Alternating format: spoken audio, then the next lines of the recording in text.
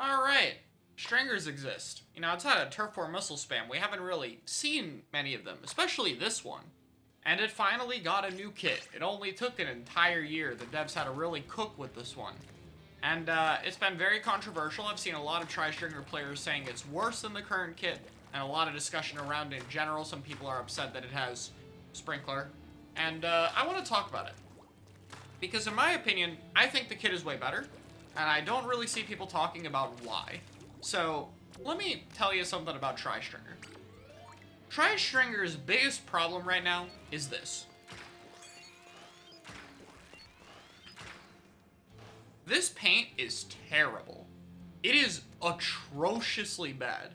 When you are comparing against this, which even this isn't good, and you're losing, it's a bad sign. And for the record, oh, but it's okay, I can paint like this. This doesn't count. This is up close.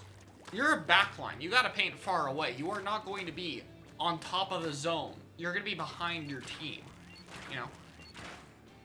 Stuff like the one charge paint isn't bad, but the paint at a distance is bad. Tri-Stringer has a paint problem. And on top of that, its kit doesn't help. This does not paint, and this does not paint. Neither of these output anything to help with that weakness. So you can probably get where I'm coming from when I say that I like the new kit a lot better already, because you do have things that actually paint. Now, Sprinkler is still a Sprinkler. It's still not the best sub right now. It's still pretty weak, but it paints. And when you're a backline weapon that's going to sit and shoot and mostly want to focus on constantly firing the main gun, especially when you can hit behind walls, having a sub that you just deploy and leave is not the end of the world. It's totally fine. The special, on the other hand, is where I think people are being a little bit unfair. I think super chumps are actually pretty good right now. Like, they're not amazing by any means, but they do help get in. And I think super chumps have two advantages over other specials. One is their paints, which you can see why that's important already. When chumps land, they already paint a lot. Imagine being a front like a blaster or slosher, and having all that paint to be able to work with, and the chip damage to be able to work with. Any chump hit, and your bucket is one-shotting people. That is very helpful. And it's especially helpful because I think what the comps Tri-Stringer needs to succeed are AoE comps. I think the best part about Tri-Stringer right now is this. This ability to drop AoE bullets and hit those reliably. Because hitting the one-shots is hard. In fact, it's harder than normal chargers. You're never going to pick this thing solely for the long-distance one-shot, let alone fall off over a wall on someone. This will never be what the weapon is picked for. But being able to reliably constantly spam people with damage so they can't heal, and keep them slightly weak for opponents, that's useful.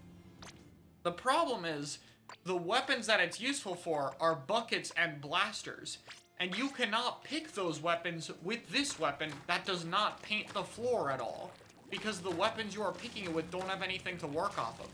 And Whale is okay with those weapons, but it's not good at all. Chumps is actually amazing for these weapons. Chump is actually something stuff like Range or Sasha or Rapid would actually want in its comp. And that alone is why I think it is better in a nutshell.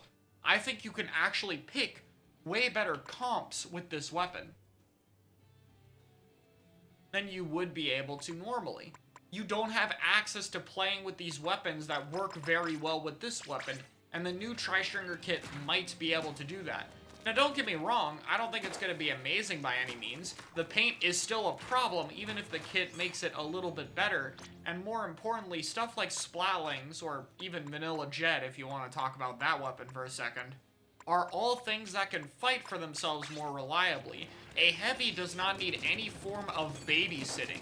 It will do its own thing and be totally fine defending itself in the backline, and it will be painting way better for these weapons.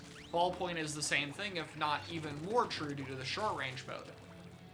And you know, now we're even getting a new Splatling that could potentially do that, even if it's more mid-range. Tri-Stringer still has a problem with being self-sufficient, and this is where the new kit is lacking.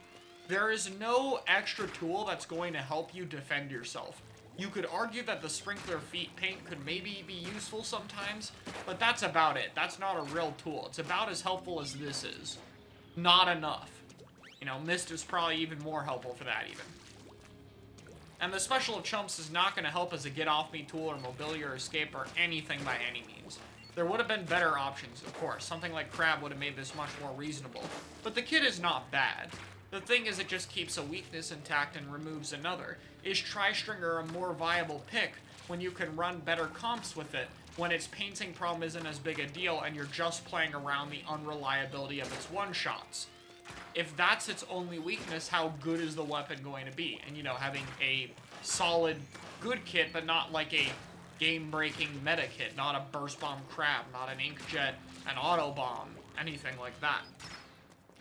I think this weapon will probably be solid. I think it'll be like around middle of the pack. It could be higher, I don't know.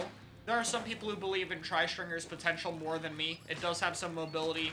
I kind of want it to be good because having something like this sounds fun as a blaster player, you know? Like, I like the idea of other weapons that can actually do chip damage for me. But I don't know.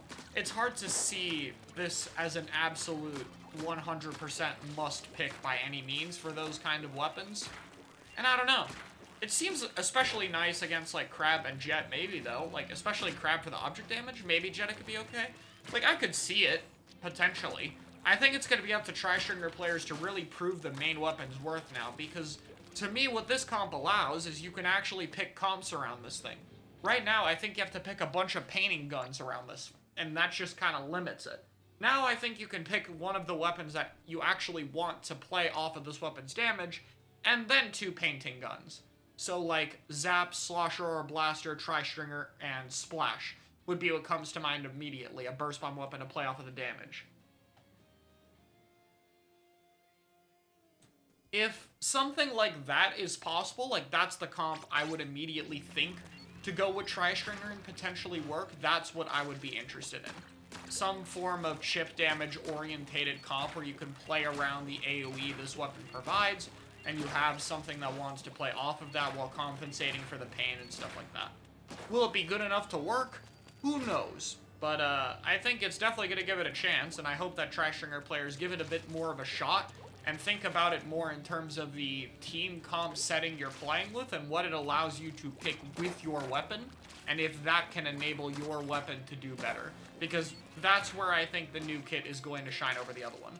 That and Whale and Mist are just kind of weak right now. Like, more than they ever have been before.